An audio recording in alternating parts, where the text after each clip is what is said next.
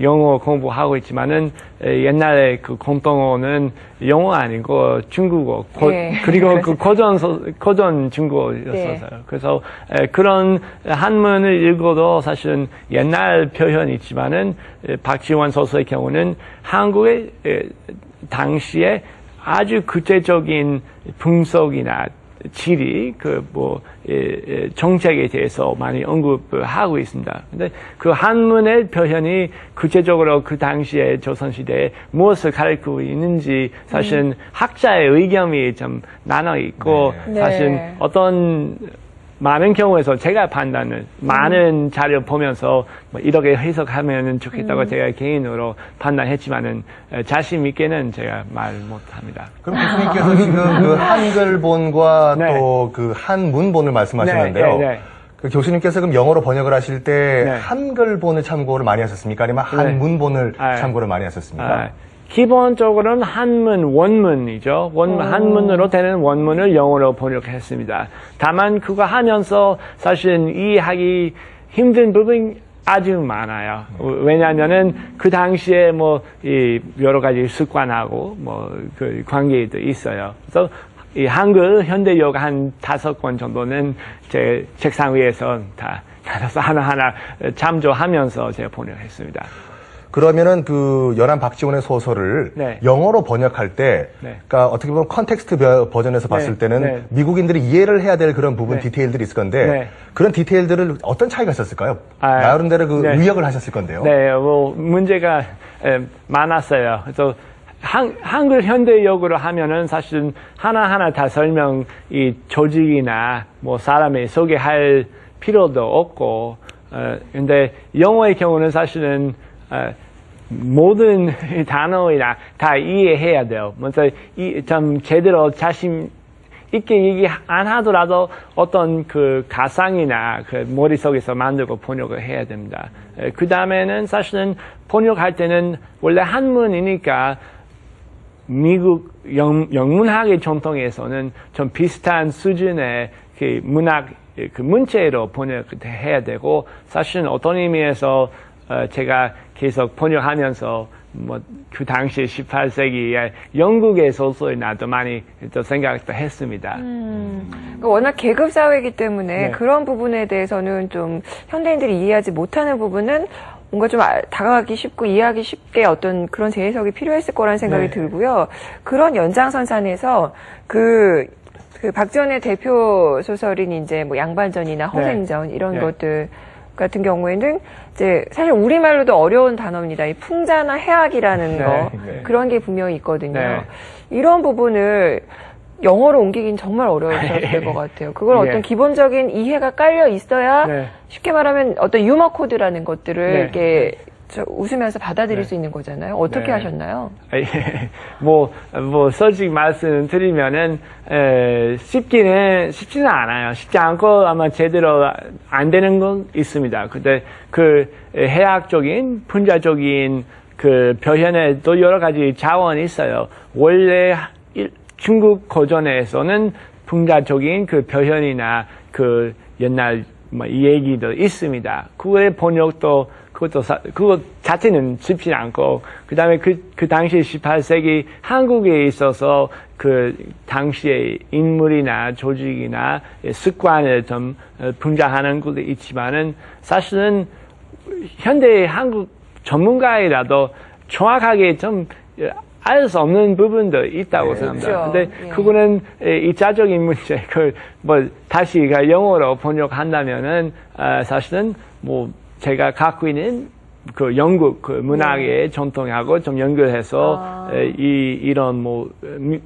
18세기 소설에서 이런 식으로 표현했다고 제가 비로소 하고 있을 수 있지만 어떤 의미에서는 그걸 하고 박지원 그 소설하고 병행하는 별 세계를 하나 제가 머릿속에 구축해서 그거는 따로 만들었어요. 근데 번역 있지만은 사실은 완벽하게는 아니고, 근데 독자가 읽고 재밌게 느껴야 그래야죠. 돼요. 네네. 근데 참 그 번역 작업이라는 것이 저번에도 저희가 또 얘기를 한 것과 같이 양 문화를 완벽하게 이해를 해야지 그 뉘앙스 차이를 다 우리가 커버를 할 수가 있는 거거든요. 그러니까 요즘 시중에 나와 있는 번역서 같은 거를 보더라도 분명히 우리 글인데 읽으면 이해가 안 돼요. 그러니까 직역을 했기 때문에 그런데요.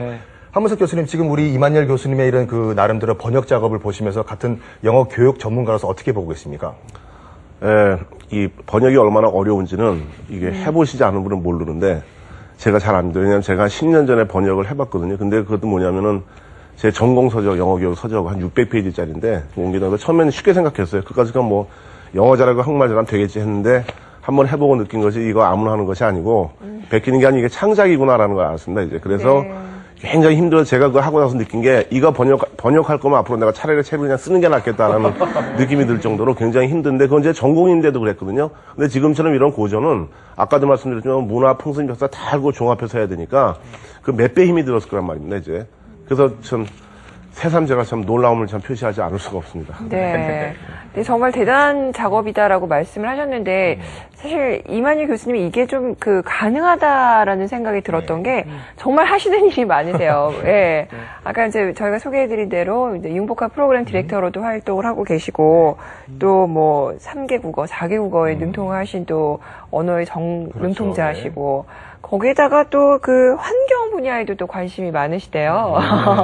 그러니까 이런 관심이나 호기심 또 이런 열정 같은 것들이 어떤 어떤 문화의 접목 이런 것들이 많이 도움이 되시죠? 이게 뭐 사실은 환경 문제나 제가 옛날 대전에 살았어요. 한 4년 동안. 우리 하나 환경 포럼도 했고요. 대전 하나 생태 도시로 하려고 많이 노력했고 뭐 지금도 하고 있습니다. 근데 그거는 사실 조선시대하고 상당히 큰 관계도 있습니다. 왜냐하면 조선시대는 어떤 의미에서 생태 국가 지속적인 개발에 모범을 더 평가도 할 수 있어요. 그래서 우리 현대 사람들은 조선시대 근대화 과정에서 좀 평가는 별로 안 좋은 점도 있었지만은 다시 재평가할 시기 왔다고 생각합니다. 그런데 우리 교수님께서는 연안 박지원 소설뿐만 아니라 이제 정약용이 아들을 학연에게 보낸 편지도 번역을 하셨고, 근데 정약용도 그렇고 박지원도 그렇고 다 조선 후기를 대표하는 실학자들인데요.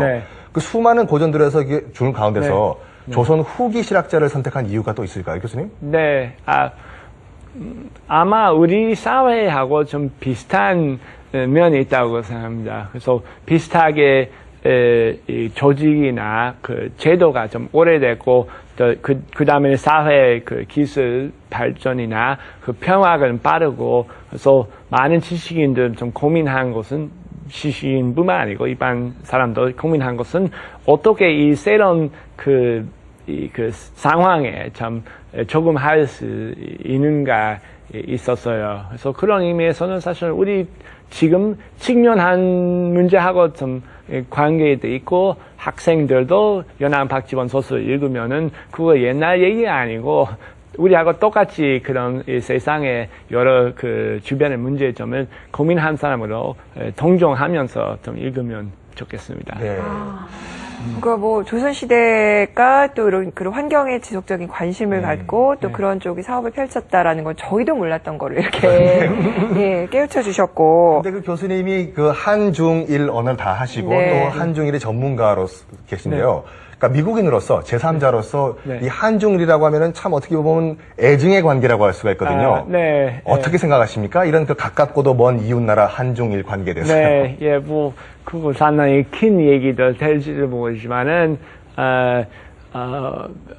어떤 의미에서 제가 한국을 어떤 의미에서 선택했어요. 제가 한국에서 살고 있고 한국 사람을 결혼했고 우리 아이들 지금 한국에 초등학교도 다니고 있습니다. 그래서 한국이 상당히 좀 좋은 문화 환경이 있지만은 한중일 이 세 나라에 대해서는 제 희망이라 말할 수 있을까? 유럽의 경우는 사실은 이제는 문화 교류도 많고, 그 다음에는 통합이 많습니다.